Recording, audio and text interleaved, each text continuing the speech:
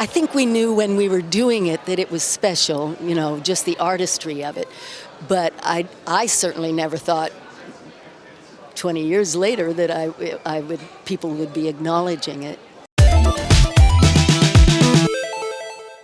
All right, the News 19 nerds have a treat for you. So I don't know if you guys know this, but right now, one of the most beautiful women in the world, one of the most recognizable voices, Adrienne Barbeau. How are you doing today? I'm doing well. I'm doing great.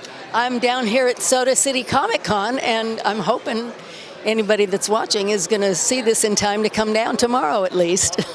So I've been a fan for years. Many people have been a fan. What's it like to have so many fans of you from so many different generations and so many different projects you've been in? You've been in everything from Creepshow to Escape from New York. You were Catwoman. I could go on. You were literally the first sexy voice as a computer in The Thing. I was the original Rizzo on Broadway in Greece, which most people don't know. And, you know, my television career started with Maude, with Bea Arthur playing her daughter. And what's it like? It's incredibly gratifying to be here with the fans. I think that's the reason most of us do it, aside from everything else. You know, who knew when we were doing these movies back in the late 70s and early 80s that 40 years later, people would be responding to them. Even Catwoman, even Batman. I mean, that was the 90s. And here it is 20 years later, and there's this huge resurgence in the popularity of the projects. And so it's wonderful to come and talk to the fans. When you pick a project, do you ever think, I don't know if this is going to be any good, and then you do it and you're like, wow, people really responded to that?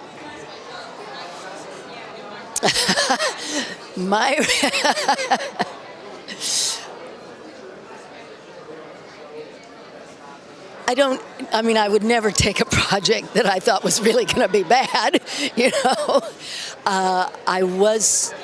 When I first read this screenplay for Swamp Thing, I thought, oh, this is going to be wonderful. But we had such difficulty filming it because the studio kept undercutting the budget. And so Wes Craven, the director, had to throw out entire scenes and eliminate characters, and it was a really hard shoot. And when he put it all together, I thought, oh, gee, you know, this isn't going to work at all. And then the audience found it, and it's, you know, one of their favorites. So I'm not necessarily the best judge. But no, I wouldn't ever take anything that I thought was going to be bad. You never know. I mean, I think you'll find actors take roles for a lot of different reasons. I have taken some that I thought probably weren't going to be very good, but they were shooting in Moscow, and that's where I wanted to be. I wrote about it. I have a memoir that I wrote called "There Are Worse Things I Could Do" that I took from the show from Greece, and I write all about those others, you know.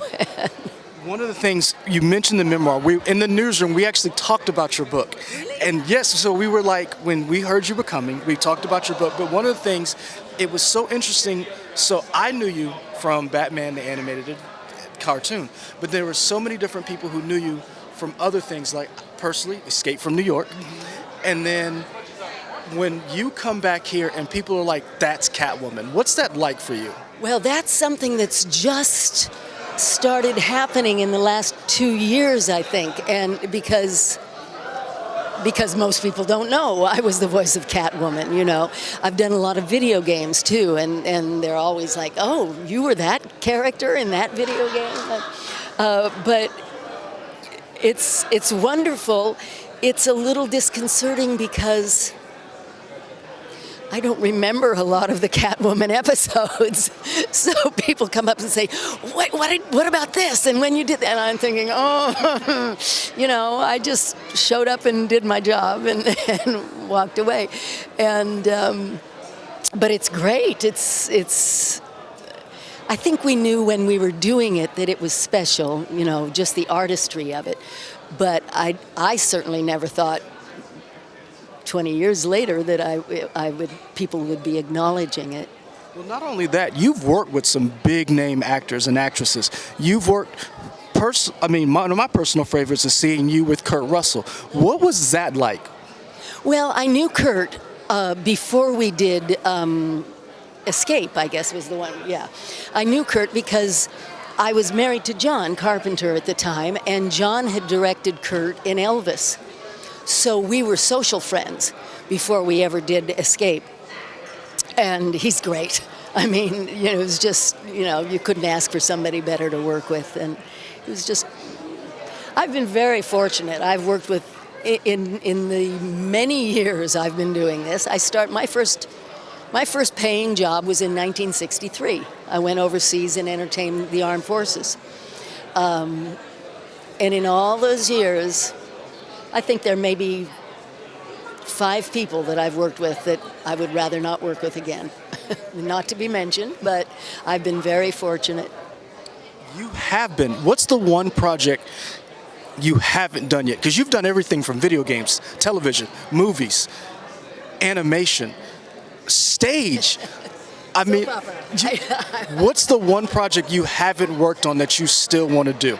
You know, at one point on my website, I had said I've done everything but a circus performer and such, and then I got hired to do Pippin, where I was doing my song from a trapeze, you know, up in the air.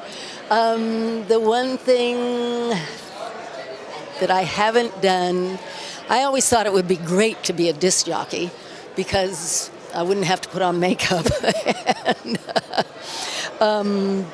And I'm still, you know about the first book, but I have a series of vampire novels that... Go on. Yes. The first one is, well, it's the Vampires of Hollywood series.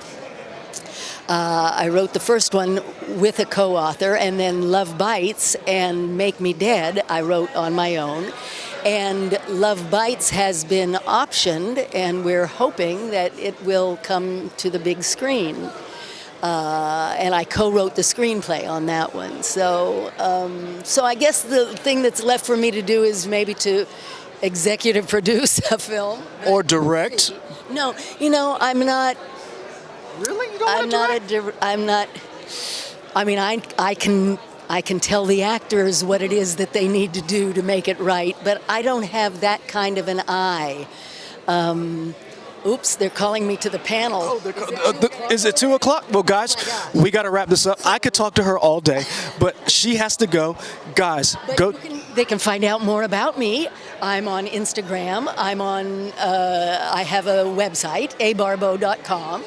I'm on Facebook. I think that's at 4abarbeau.com. I'm not sure. Guys, find her wherever she is. Come down to Soda City. This is awesome. I got to meet one of my dream girls. So thank you. Thank you. Guys, thank you for watching News 19 Nerds. We're out.